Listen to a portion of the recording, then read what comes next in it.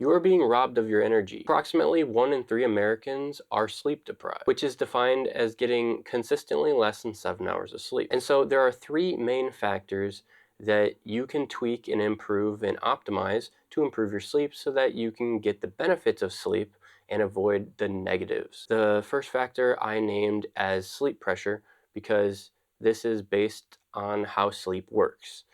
So you have a chemical, adenosine builds up throughout the day. So theoretically, if you were to get enough sleep, which is 7 to 9 hours for the average person, then you start the day at 0 adenosine buildup in your body. And throughout the day, you build up adenosine. Adenosine attaches to a receptor and it just builds up in your body throughout the day, creating this sleep pressure. If you think of it like a pressure cooker builds up to the set amount of pressure, and then you switch the release valve, steam pops out the top, and the pressure releases until there's no more pressure and you pull the lid off. Similar with sleep. Sleep is that release valve. If you get 7 to 9 hours of sleep, the amount everyone should be getting or aiming for, you're gonna be back at that 0 sleep pressure. But when you're sleep deprived, you don't release all of that sleep pressure, which is why you'll feel groggy and your mind will feel fuzzy, which is called like brain fog. I don't really know if there's a great way to quantify it, but you definitely notice. And so the way to address sleep pressure is very simple. Just aim for 7 to 9 hours of sleep. And later in the video, I'm going to be going over some very simple tips that you can add today, tonight, that will help you to release all of the sleep pressure, getting 7 to 9 hours of sleep. And one thing I want to address about naps is that when you are napping, you are sleeping, you are unconscious, so you are releasing sleep pressure, which can negatively affect your sleep at night. Because you don't have as much of that sleep pressure, it can make the sleep quality harder. And for some people, they notice it's significantly harder to fall asleep at night if they take a nap earlier in the day. Just to keep that in mind. The second main factor of sleep is melatonin. Melatonin is a natural hormone that your body produces. It's the opposite of cortisol. I'm sure you've heard of cortisol, it causes inflammation, but cortisol is very important. It keeps you alive, alert, and it's what wakes your body up every single morning. So you need cortisol. But you do not want cortisol when you're trying to fall asleep because it's the opposite of melatonin. And melatonin works off of light. So it syncs up with your circadian rhythm. You can set your circadian rhythm by getting at least 10 minutes of sunlight, ideally every single morning when you wake up. This will help your body to set so that your body knows in like 16 hours, I'm going to start producing melatonin.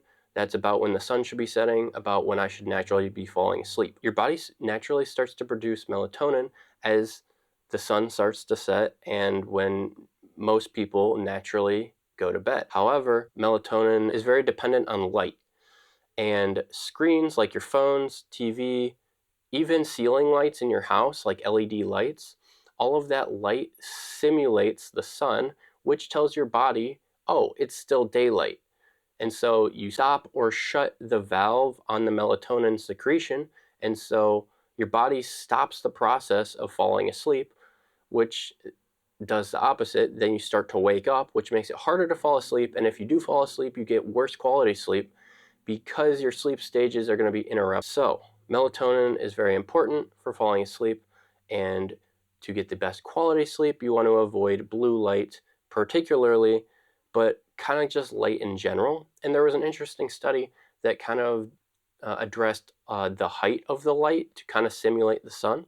So if possible, obviously this isn't going to be possible for everyone or even practical, but when it gets later at night, because of modern technology, we can have a 100% lit house. But maybe try to either dim the lights as it gets later in the day and the sun's set or completely set or setting. Try to match that illumination with lamps or dimming lights or just trying to use less light so that you don't mess up so that you don't affect your melatonin nearly as much. I don't think it's that big a deal. One thing that does and has been studied to really affect your sleep and melatonin production is staring at screens. So you do not want to be staring at your phone or tablet or TV 2 hours before bed. That's the general recommendation. If you can, a longer time before bed without screens is better, but 2 hours is ideal. And the third main factor of improving your sleep to improve your brain clarity, your overall energy, and your fat loss if you have any health goals. There's just so many health benefits, really. But the third factor is your night routine. 3 main things that you want to aim for. Try not to eat a big meal 3 hours before bed. This is because your body then has to digest that, which basically puts your body into a work mode where you have to digest the food, and you can't exactly shut your body down if your body is trying to digest food and process it. So it lowers the quality of sleep. Can you still fall asleep as quickly? Probably. At least I can, because I eat dinner pretty late. So I am often an offender of this one, unfortunately. Number 2 is to not look at any screens 2 hours before bed. Or we already addressed this one with the melatonin and blue light. And then 1 hour before bed, try not to have any liquids. This is because you don't want to be getting up in the middle of the night interrupting your sleep cycles. Some people just naturally have to go, and that's fine, and it's natural and normal. But if you can avoid it, that would be even more beneficial. Finally, like I said earlier in the video, I'm going to give you some quick actionable tips that you can do to change your sleep environment that will help you to sleep better tonight. One of the first things is changing your room temperature if you have the ability. The ideal room temperature range to fall asleep is, 60 to 67 degrees Fahrenheit, which is 15.5 to 19.5 degrees Celsius. And what this does is it keeps the room at a cool enough temperature that it helps your body to actually get into that kind of like a state of sleep, because your body needs to drop 1 or 2 degrees of its core body temperature to get into that sleep state. So you can help yourself do that by lowering the temperature of the room. You can also do this by drinking warm tea, taking a hot bath, like an hour before bed. What this does is it raises your body temperature, and what happens when you raise your body temperature? Well, it has to cool back down. So if you artificially do it beforehand, you can help yourself to reach that state of sleep easier. And this kind of leads into the third thing, which is a wind down routine. Do something that's relaxing, that disengages your brain. So whether that be journaling, reading a fiction book in particular, because you don't really want to be deeply thinking about the topic that you are reading. You just want to be reading for fun. You want to, wind down. And so whether it's journaling, reading, stretching, some sort of meditation, or prayer. If you live in a house with people, maybe you just make that a set time where you socialize with them, get to know them better, or have deeper conversations, or catch up with them, see how they're doing, how their day's going, how their week's going, where they are at personally. And then I can make a whole another video on supplements for sleep and health in general. I don't really want to make any big claims, but I try my best to do what I can to optimize my health, and in this case sleep, by changing my habits and what I do, as opposed to trying to get the quick fix of supplements, because they tend to overpromise, underdeliver, as well as eating your money. And so if I can avoid spending money on something that might not work, I'm a big fan of not spending money. So I always try to avoid supplements. But magnesium is a proven supplement that a lot of people are deficient in, and if you are, it can greatly help you fall asleep. It helps your muscles relax and a bunch of other things. It's responsible for a whole ton of bodily processes, which is very important for a lot of things, but including sleep is one of them.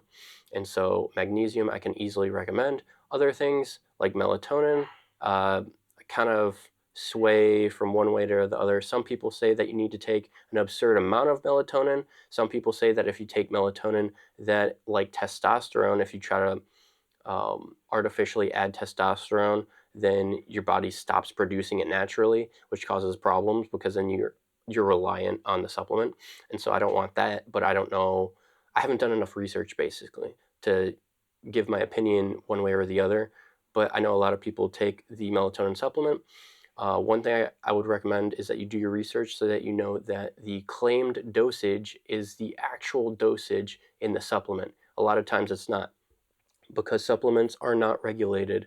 So make sure that you're buying a quality supplement. Personally, I recommend changing your habits because it's free, and oftentimes that's all you need to do anyways. Yes, it's a lot harder, but I think in the long run, it's way better. And as a closing, I can make the next video on one of three things they personally are very interesting to me. First topic, the perfect diet to lose weight. Second, a minimalist workout program if you can only spend 3 hours a week in the gym. Or would you want a video on a mobility routine to loosen up tight hips for somebody that works all day in a stationary position, standing or sitting? So let me know in the comments below which one of these three videos is interesting to you and what would you want to hear more about.